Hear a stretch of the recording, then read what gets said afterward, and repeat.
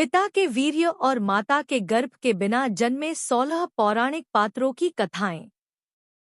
हमारे हिंदू धर्म ग्रंथों वाल्मीकि रामायण, महाभारत आदि में कई ऐसे पात्रों का वर्णन है जिनका जन्म बिना मां के गर्भ और पिता के वीर्य के हुआ था। यहाँ हम आपको 16 ऐसे ही पौराणिक पात्रों के जन्म की कहानी बताएंगे। इनमें से कई पात्रों के जन्म में मां के गर्भ का कोई योगदान नहीं था, तो कुछ पात्रों के जन्म में पिता के वीर्य का, जबकि कुछ में दोनों का ही। एक धृतराष्ट्र, पांडु और विदुर के जन्म की कथा। हस्तिनापुर नरेश शांतनु और रानी सत्यवती के चित्रांगद और विचित्रवीर्य नामक 2 पुत्र हुए। शांतनु का स्वर्गवास चित्रांगद और विचित्रवीर्य के बाल्यकाल में ही हो गया था, इसलिए उनका पालन पोषण भीष्म ने किया। भीष्म ने चित्रांगद के बड़े होने पर उन्हें राजगद्दी पर बिठा दिया, लेकिन कुछ ही काल में गंधर्वों से युद्ध करते हुए चित्रांगद मारा गया। इस पर भीष्म ने उनके अनुज विचित्रवीर्य को राज्य सौंप दिया। अब भीष्म को विचित्रवीर्य के विवाह की चिंता हुई।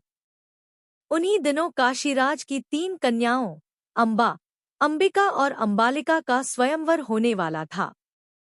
उनके स्वयंवर में जाकर अकेले ही भीष्म ने वहां आए समस्त राजाओं को परास्त कर दिया और तीनों कन्याओं का हरण करके हस्तिनापुर ले आए। बड़ी कन्या अंबा ने भीष्म को बताया कि वह अपना तनमन राज शाल्व को अर्पित कर चुकी है। उसकी बात सुनकर भीष्म ने उसे राजा शाल्व के पास भिजवा दिया और अंबिका और अंबालिका का विवाह विचित्रवीर्य के साथ करवा दिया। राजा शाल्व ने अंबा को ग्रहण नहीं किया था। वह हस्तिनापुर लौट कर आ गई और भीष्म से बोली, हे आर्य, आप मुझे हर कर लाए हैं, अतएव आप मुझसे विवाह करें। किंतु भीष्म ने अपनी प्रतिज्ञा के कारण उसके अनुरोध को स्वीकार नहीं किया। अंबा रुष्ट होकर परशुराम के पास गई और उनसे अपनी व्यथा सुनाकर सहायता मांगी। परशुराम ने अंबा से कहा, हे देवी, आप चिंता न करें, मैं आपका विवाह भीष्म के साथ करवाऊंगा। परशुराम ने भीष्म को बुलावा भेजा, किंतु भीष्म उनके पास नहीं गए। इस पर क्रोधित होकर परशुराम भीष्म के पास पहुंचे और दोनों वीरों में भयानक युद्ध छिड़ गया। दोनों ही अभूतपूर्व योद्धा थे, इसलिए हार-जीत का फैसला नहीं हो सका। आखिर देवताओं ने हस्तक्षेप करके इस युद्ध को बंद करवा दिया। अंबा निराश होकर वन में तपस्या करने चली गई। विचित्रवीर्य अपनी दोनों रानियों के साथ भोग विलास में रत हो गए, किंतु दोनों ही रानियों से उनकी कोई संतान नहीं हुई और वे क्षय रोग से पीड़ित होकर मृत्यु को प्राप्त हो गए। अब कुल नाश होने के भय से माता सत्यवती ने एक दिन भीष्म से कहा, पुत्र, इस वंश को नष्ट होने से बचाने के लिए मेरी आज्ञा है कि तुम इन दोनों रानियों से पुत्र उत्पन्न करो। माता की बात सुनकर भीष्म ने कहा, माता, मैं अपनी प्रतिज्ञा किसी भी स्थिति में भंग नहीं कर सकता। यह सुनकर माता सत्यवती को अत्यंत दुख हुआ। तब उन्हें अपने ज्येष्ठ पुत्र वेदव्यास का स्मरण किया। स्मरण करते ही वेदव्यास वहां उपस्थित हो गए। सत्यवती उन्हें देखकर बोली, हे पुत्र, तुम्हारे सभी भाई निःसंतान ही स्वर्गवासी हो गए। अतः मेरे वंश को नाश होने से बचाने के लिए मैं तुम्हें आज्ञा देती हूँ कि तुम नियोग विधि से उनकी पत्नियों से संतान उत्पन्न करो। वेदव्यास उनकी आज्ञा मानकर बोले, माता, आप उन दोनों रानियों से कह दीजिए कि वो मेरे सामने से निवस्त्र होकर गुजरें, जिससे कि उनको गर्भ धारण होगा। सबसे पहले बड़ी रानी अंबिका और फिर छोटी रानी अंबालिका गई, पर अंबिका ने उनके तेज से डरकर अपने नेत्र बंद कर लिए, जबकि अंबालिका वेदव्यास को देखकर भय से पीली पड़ गई। वेदव्यास लौटकर माता से बोले, माता, अंबिका का बड़ा तेजस्वी पुत्र होगा, किंतु नेत्र बंद करने के दोष के कारण वह अंधा होगा, जबकि अंबालिका के गर्भ से पांडु रोग से ग्रसित पुत्र पैदा होगा। यह जानकर इससे माता सत्यवती ने बड़ी रानी अंबिका को पुनः वेदव्यास के पास जाने का आदेश दिया। इस बार बड़ी रानी ने स्वयं न जाकर अपनी दासी को वेदव्यास के पास भेज दिया। दासी बिना किसी संकोच के वेदव्यास के सामने से गुजरी। इस बार वेदव्यास ने माता सत्यवती के पास आकर कहा, माते, इस दासी के गर्भ से वेदांत में पारंगत अत्यंत नीतिवान पुत्र उत्पन्न होगा। इतना कहकर वेदव्यास तपस्या करने चले गए। समय आने पर अंबिका के गर्भ से जन्मांध धृतराष्ट्र, अंबालिका के गर्भ से पांडु रोग से ग्रसित पांडु तथा दासी के गर्भ से धर्मात्मा विदुर का जन्म हुआ। 2 कौरवों के जन्म की कथा। एक बार महर्षि वेदव्यास हस्तिनापुर आए। गांधारी ने उनकी बहुत सेवा की, जिससे प्रसन्न होकर उन्होंने गांधारी को वरदान मांगने को कहा। गांधारी ने अपने पति के समान ही बलवान 100 पुत्र होने का वर मांगा। समय पर गांधारी को गर्भ ठहरा और वह 2 वर्ष तक पेट में ही रहा। इससे गांधारी घबरा गई और उसने अपना गर्भ गिरा दिया। उसके पेट से लोहे के समान एक मांस पिंड निकला। महर्षि वेदव्यास ने अपनी योग दृष्टि से यह सब देख लिया और वे तुरंत गांधारी के पास आए। तब गांधारी ने उन्हें वह मांस पिंड दिखाया। महर्षि वेदव्यास ने गांधारी से कहा कि तुम जल्दी से 100 कुंड बनवाकर उन्हें घी से भर दो और सुरक्षित स्थान में उनकी रक्षा का प्रबंध कर दो तथा इस मांस पिंड पर जल छिड़को। जल छिड़कने पर उस मांस पिंड के 101 टुकड़े हो गए। व्यासजी ने कहा कि मांस पिंडों के इन 101 टुकड़ों को घी से भरे कुंडों में डाल दो। अब इन कुंडों को 2 साल बाद ही खोलना। इतना कहकर महर्षि वेदव्यास तपस्या करने हिमालय पर चले गए। समय आने पर उन्हीं मांस पिंडों से पहले दुर्योधन और बाद में गांधारी के 99 पुत्र तथा एक कन्या उत्पन्न हुई। 3 पांडवों के जन्म की कथा। 5 पांडवों का जन्म भी बिना पिता के वीर्य के हुआ था। एक बार राजा पांडु अपनी दोनों पत्नियों कुंती तथा माद्री के साथ आखेट के लिए वन में गए। वहां उन्हें एक मृग का मैथुनरथ जोड़ा दृष्टिगत हुआ। पांडु ने तत्काल अपने बाण से उस मृग को घायल कर दिया। मरते हुए मृग ने पांडु को शाप दिया, राजन, तुम्हारे समान क्रूर पुरुष इस संसार में कोई भी नहीं होगा। तूने मुझे मैथुन के समय बाण मारा है, अतः जब कभी भी तू मैथुनरथ होगा तेरी मृत्यु हो जाएगी। इस शाप से पांडु अत्यंत दुखी हुए और अपनी रानियों से बोले, हे देवियों, अब मैं अपनी समस्त वासनाओं का त्याग करके इस वन में ही रहूंगा। तुम लोग हस्तिनापुर लौट जाओ। उनके वचनों को सुनकर दोनों रानियों ने दुखी होकर कहा, नाथ, हम आपके बिना एक क्षण भी जीवित नहीं रह सकती। आप हमें भी वन में अपने साथ रखने की कृपा कीजिए। पांडु ने उनके अनुरोध को स्वीकार करके उन्हें वन में अपने साथ रहने की अनुमति दे दी। इसी दौरान राजा पांडु ने अमावस्या के दिन ऋषिमुनियों को ब्रह्मा जी के दर्शनों के लिए जाते हुए देखा। उन्होंने उन ऋषिमुनियों से स्वयं को साथ ले जाने का आग्रह किया।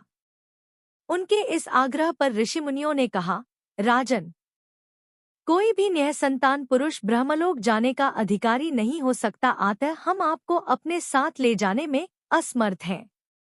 ऋषिमुनियों की बात सुनकर पांडु अपनी पत्नी से बोले, हे कुंती, मेरा जन्म लेना ही वृथा हो रहा है, क्योंकि संतानहीन व्यक्ति पितृऋण, ऋषिऋण, देवऋण तथा मनुष्यऋण से मुक्ति नहीं पा सकता। क्या तुम पुत्र प्राप्ति के लिए मेरी सहायता कर सकती हो? कुंती बोली, हे आर्यपुत्र, दुर्वासा ऋषि ने मुझे ऐसा मंत्र प्रदान किया है जिससे मैं किसी भी देवता का आह्वान करके मनोवांछित वस्तु प्राप्त कर सकती हूँ। आप आज्ञा करें, मैं किस देवता को बुलाऊं? इस पर पांडु ने धर्म को आमंत्रित करने का आदेश दिया। धर्म ने कुंती को पुत्र प्रदान किया जिसका नाम युधिष्ठिर रखा गया। कालांतर में पांडु ने कुंती को पुनः 2 बार वायुदेव तथा इंद्रदेव को आमंत्रित करने की आज्ञा दी। वायुदेव से भीम तथा इंद्र से अर्जुन की उत्पत्ति हुई। तत्पश्चात पांडु की आज्ञा से कुंती ने माद्री को उस मंत्र की दीक्षा दी। माद्री ने अश्वनी कुमारों को आमंत्रित किया और नकुल तथा सहदेव का जन्म हुआ। एक दिन राजा पांडु माद्री के साथ वन में सरिता के तट पर भ्रमण कर रहे थे। वातावरण अत्यंत रमणीक था और शीतल मन सुगंधित वायु चल रही थी। सहसा वायु के झोंके से माद्री का वस्त्र उड़ गया। इससे पांडु का मन चंचल हो उठा और वे मैथुन में प्रवृत्त हुए ही थे कि शापवश उनकी मृत्यु हो गई। माद्री उनके साथ सती हो गई, किंतु पुत्रों के पालन पोषण के लिए कुंती हस्तिनापुर लौट आई। 4 कर्ण के जन्म की कथा। कर्ण का जन्म कुंती को मिले एक वरदान स्वरूप हुआ था। जब वह कुंवारी थी तब एक बार दुर्वासा ऋषि उसके पिता के महल में पधारे। तब कुंती ने पूरे 1 वर्ष तक ऋषि की बहुत अच्छे से सेवा की। कुंती के सेवाभाव से प्रसन्न होकर उन्होंने अपनी दिव्य दृष्टि से ये देख लिया कि पांडु से उसे संतान नहीं हो सकती और उसे ये वरदान दिया कि वह किसी भी देवता का स्मरण करके उनसे संतान उत्पन्न कर सकती है। एक दिन उत्सुकतावश कुंवारेपन में ही कुंती ने सूर्य देव का ध्यान किया। इससे सूर्य देव प्रकट हुए और उसे एक पुत्र दिया जो तेज में सूर्य के ही समान था, और वह कवच और कुंडल लेकर उत्पन्न हुआ था जो जन्म से ही उसके शरीर से चिपके हुए थे। चूंकि वह अभी भी अविवाहित थी, इसलिए लोकलाज के डर से उसने उस पुत्र को एक बक्से में रखकर गंगाजी में बहा दिया। 5 राम, लक्ष्मण, भरत और शत्रुघ्न के जन्म की कथा। दशरथ अधेड़ उम्र तक पहुंच गए थे, लेकिन उनका वंश संभालने के लिए उनका पुत्र रूपी कोई वंशज नहीं था। उन्होंने पुत्र कामना के लिए अश्वमेध यज्ञ तथा पुत्रकामेष्टि यज्ञ कराने का विचार किया। उनके एक मंत्री सुमंत्र ने उन्हें सलाह दी कि वह यह यज्ञ अपने दामाद ऋष्यशृंग या साधारण की बोलचाल में श्रृंगी ऋषि से करवाएं। दशरथ के कुल गुरु ब्रह्मर्षि वशिष्ठ थे। वह उनके धर्म गुरु भी थे तथा धार्मिक मंत्री भी। उनके सारे धार्मिक अनुष्ठानों की अध्यक्षता करने का अधिकार केवल धर्म गुरु को ही था। अतः वशिष्ठ की आज्ञा लेकर दशरथ ने श्रृंगी ऋषि को यज्ञ की अध्यक्षता करने के लिए आमंत्रित किया। श्रृंगी ऋषि ने दोनों यज्ञ भली भांति पूर्ण करवाए तथा पुत्रकामेष्टि यज्ञ के दौरान यज्ञ वेदी से एक अलौकिक यज्ञ पुरुष या प्रजापत्य पुरुष उत्पन्न हुआ तथा दशरथ को स्वर्ण पात्र में नैवेद्य का प्रसाद प्रदान करके यह कहा कि अपनी पत्नियों को यह प्रसाद खिलाकर वह पुत्र प्राप्ति कर सकते हैं। दशरथ इस बात से अति प्रसन्न हुए और उन्होंने अपनी पट्टरानी कौशल्या को उस प्रसाद का आधा भाग खिला दिया। बचे हुए भाग का आधा भाग अर्थात चौथाई दशरथ ने अपनी दूसरी रानी सुमित्रा को दिया। उसके बचे हुए भाग का आधा हिस्सा अर्थात बटा 8वां उन्होंने कैकेयी को दिया। कुछ सोचकर उन्होंने बचा हुआ 8वां भाग भी सुमित्रा को दे दिया। सुमित्रा ने पहला भाग भी यह जानकर नहीं खाया था कि जब तक राजा दशरथ कैकेयी को उसका हिस्सा नहीं दे देते तब तक वह अपना हिस्सा नहीं खाएगी। अब कैकेयी ने अपना हिस्सा पहले खा लिया और तत्पश्चात सुमित्रा ने अपना हिस्सा खाया। इसी कारण राम, कौशल्या से, भरत, कैकेयी से तथा लक्ष्मण व शत्रुघ्न, सुमित्रा से का जन्म हुआ। 6 पवन पुत्र हनुमान के जन्म की कथा। पुराणों की कथानुसार हनुमान की माता अंजना संतान सुख से वंचित थी। कई जतन करने के बाद भी उन्हें निराशा ही हाथ लगी। इस दुख से पीड़ित अंजना मतंग ऋषि के पास गईं। तब मंतग ऋषि ने उनसे कहा, पप्पा सरोवर के पूर्व में एक नरसिंहा आश्रम है, उसकी दक्षिण दिशा में नारायण पर्वत पर स्वामी तीर्थ है, वहां जाकर उसमें स्नान करके 12 वर्ष तक तप एवं उपवास करना पड़ेगा, तब जाकर तुम्हें पुत्र सुख की प्राप्ति होगी। अंजना ने मतंग ऋषि एवं अपने पति केसरी से आज्ञा लेकर तप किया था। 12 वर्ष तक केवल वायु का ही भक्षण किया। तब वायु देवता ने अंजना की तपस्या से खुश होकर उसे वरदान दिया, जिसके परिणामस्वरूप चैत्र शुक्ल की पूर्णिमा को अंजना को पुत्र की प्राप्ति हुई। वायु के द्वारा उत्पन्न इस पुत्र को ऋषियों ने वायु पुत्र नाम दिया। 7 हनुमान पुत्र मकरध्वज के जन्म की कथा। हनुमान वैसे तो ब्रह्मचारी थे, फिर भी वो एक पुत्र के पिता बने थे। हालांकि यह पुत्र वीर्य की जगह पसीने की बूंद से हुआ था। कथा कुछ इस प्रकार है। जब हनुमान जी सीता की खोज में लंका पहुंचे और मेघनाद द्वारा पकड़े जाने पर उन्हें रावण के दरबार में प्रस्तुत किया गया, तब रावण ने उनकी पूंछ में आग लगवा दी थी और हनुमान ने जलती हुई पूंछ से लंका जला दी। जलती हुई पूंछ की वजह से हनुमान जी को तीव्र वेदना हो रही थी, जिसे शांत करने के लिए वे समुद्र के जल से अपनी पूंछ की अग्नि को शांत करने पहुंचे। उस समय उनके पसीने की एक बूंद पानी में टपकी, जिसे एक मछली ने पी लिया था। उसी पसीने की बूंद से वह मछली गर्भवती हो गई और उससे उसे एक पुत्र उत्पन्न हुआ, जिसका नाम पड़ा मकरध्वज। मकरध्वज भी हनुमान जी के समान ही महान पराक्रमी और तेजस्वी था। उसे अहिरावण द्वारा पाताल लोक का द्वारपाल नियुक्त किया गया था। जब अहिरावण श्रीराम और लक्ष्मण को देवी के समक्ष बलि चढ़ाने के लिए अपनी माया के बल पर पाताल ले आया था, तब श्रीराम और लक्ष्मण को मुक्त कराने के लिए हनुमान पाताल लोक पहुंचे और वहां उनकी भेंट मकरध्वज से हुई। तत्पश्चात मकरध्वज ने अपनी उत्पत्ति की कथा हनुमान को सुनाई। हनुमान जी ने अहिरावण का वध कर प्रभु श्रीराम और लक्ष्मण को मुक्त कराया और मकरध्वज को पाताल लोक का अधिपति नियुक्त करते हुए उसे धर्म के मार्ग पर चलने की प्रेरणा दी। 8. द्रोणाचार्य के जन्म की कथा। द्रोणाचार्य कौरव व पांडव राजकुमारों के गुरु थे। द्रोणाचार्य का जन्म कैसे हुआ, इसका वर्णन महाभारत के आदि पर्व में मिलता है। एक समय गंगाद्वार नामक स्थान पर महर्षि भरद्वाज रहा करते थे। वे बड़े व्रतशील व यशस्वी थे। एक दिन वे महर्षियों को साथ लेकर गंगा स्नान करने गए। वहां उन्होंने देखा कि घृताची नामक अप्सरा स्नान करके जल से निकल रही है। उसे देखकर उनके मन में काम वासना जाग उठी और उनका वीर्य स्खलित होने लगा। तब उन्होंने उस वीर्य को द्रोण नामक यज्ञ पात्र, यज्ञ के लिए उपयोग किया जाने वाला एक प्रकार का बर्तन, में रख दिया। उसी से द्रोणाचार्य का जन्म हुआ। द्रोण ने सारे वेदों का अध्ययन किया। महर्षि भरद्वाज ने पहले ही आग्नेयास्त्र की शिक्षा अग्निवेश को दे दी थी। अपने गुरु भरद्वाज की आज्ञा से अग्निवेश्य ने द्रोणाचार्य को आग्नेयास्त्र की शिक्षा दी। द्रोणाचार्य का विवाह शरद्वान की पुत्री कृपि से हुआ था। 9. ऋषि ऋष्यशृंग के जन्म की कथा। ऋषि ऋष्यशृंग महात्मा काश्यप, विभांडक के पुत्र थे। महात्मा काश्यप बहुत ही प्रतापी ऋषि थे। उनका वीर्य अमोघ था और तपस्या के कारण अंतःकरण शुद्ध हो गया था। एक बार वे सरोवर में पर स्नान करने गए। वहां उर्वशी अप्सरा को देखकर जल में ही उनका वीर्य स्खलित हो गया। उस वीर्य को जल के साथ एक हिरणी ने पी लिया, जिससे उसे गर्भ रह गया। वास्तव में वह हिरणी एक देवकन्या थी। किसी कारण से ब्रह्मा जी उसे श्राप दिया था कि तू हिरण जाति में जन्म लेकर एक मुनि पुत्र को जन्म देगी, तब श्राप से मुक्त हो जाएगी। इसी श्राप के कारण महामुनि ऋष्यशृंग उस मृगी के पुत्र हुए। वे बड़े तपोनिष्ठ थे। उनके सिर पर एक सींग था, इसीलिए उनका नाम ऋष्यशृंग प्रसिद्ध हुआ।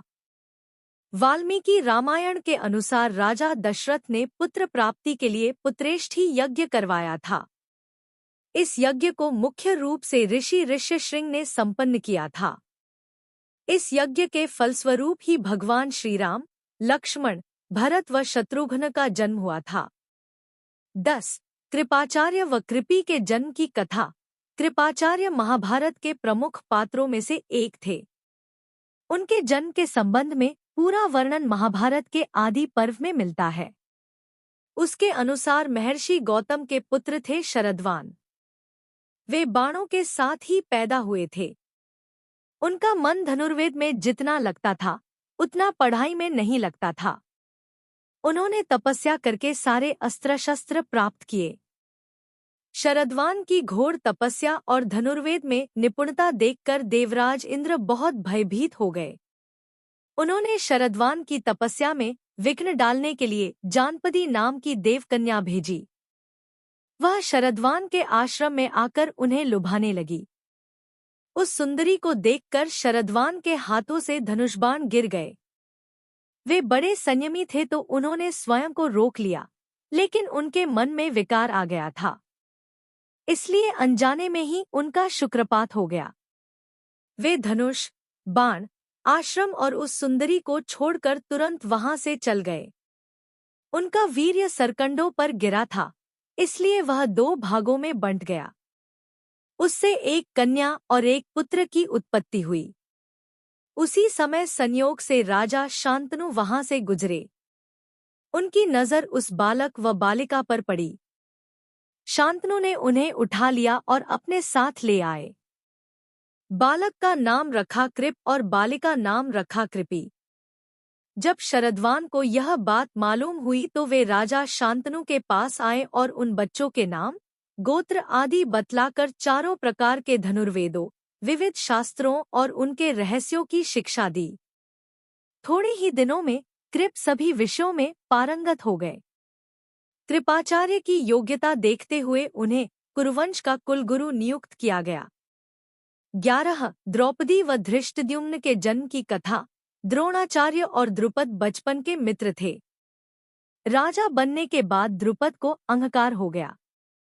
जब द्रोणाचार्य राजा द्रुपद को अपना मित्र समझकर उनसे मिलने गए तो द्रुपद ने उनका बहुत अपमान किया। बाद में द्रोणाचार्य ने पांडवों के माध्यम से द्रुपद को पराजित कर अपने अपमान का बदला लिया। राजा द्रुपद अपनी पराजय का बदला लेना चाहते था, इसलिए उन्होंने ऐसा यज्ञ करने का निर्णय लिया जिसमें से द्रोणाचार्य का वध करने वाला वीर पुत्र उत्पन्न हो सके। राजा द्रुपद इस यज्ञ को करवाने के लिए कई विद्वान ऋषियों के पास गए, लेकिन किसी ने भी उनकी इच्छा पूरी नहीं की। अंत में महात्मा याज ने द्रुपद का यज्ञ करवा स्वीकार कर लिया। महात्मा याज ने जब राजा द्रुपद का यज्ञ करवाया तो यज्ञ के अग्निकुंड में से एक दिव्य कुमार प्रकट हुआ। इसके बाद उस अग्निकुंड में से एक दिव्य कन्या भी प्रकट हुई। वह अत्यंत ही सुंदर थी। ब्राह्मणों ने उन दोनों का नामकरण किया। वे बोले, यह कुमार बड़ा धृष्ट, ढीठ और असहिष्णु है। इसकी उत्पत्ति अग्निकुंड से हुई है, इसलिए इसका धृष्टद्युम्न होगा। यह कुमारी कृष्ण वर्ण की है, इसलिए इसका नाम कृष्णा होगा। द्रुपद की पुत्री होने के कारण कृष्णा ही द्रौपदी के नाम से विख्यात हुई। 12 राधा के जन्म की कथा। ब्रह्मा वैवर्त पुराण के अनुसार एक बार गोलोक में किसी बात पर राधा और श्रीदामा नामक गोप में विवाद हो गया। इस पर श्रीराधा ने उस गोप को असुर योनि में जन्म लेने का श्राप दे दिया। तब उस गोप ने भी श्रीराधा को यह श्राप दिया कि आपको भी मानव योनि में जन्म लेना पड़ेगा। वहां गोकुल में श्रीहरि के ही अंश महायोगी रायाण नामक एक वैश्य होंगे। आपका छाया रूप उनके साथ रहेगा। भूतल पर लोग आपको रायाण की पत्नी ही समझेंगे। श्रीहरि के साथ कुछ समय आपका विछोह रहेगा। ब्रह्मा वैवर्त पुराण के अनुसार जब भगवान श्री कृष्ण के अवतार का समय आया तो उन्होंने राधा से कहा कि तुम शीघ्र ही वृषभानु के घर जन्म लो। श्री कृष्ण के कहने पर ही राधा व्रज में वृषभानु वैश्य की कन्या हुई। राधा देवी अयोनिजा थी, माता के गर्भ से उत्पन्न नहीं हुई। उनकी माता ने गर्भ में वायु को धारण कर रखा था। उन्होंने योगमाया की प्रेरणा से वायु को ही जन्म दिया, परंतु वहां स्वेच्छा से श्रीराधा प्रकट हो गई। 13 राजा सगर के 60,000 पुत्रों के जन्म की कथा। रामायण के अनुसार इक्ष्वाकु वंश में सगर नामक प्रसिद्ध राजा हुए। उनकी 2 रानियां थीं, केशिनी और सुमति।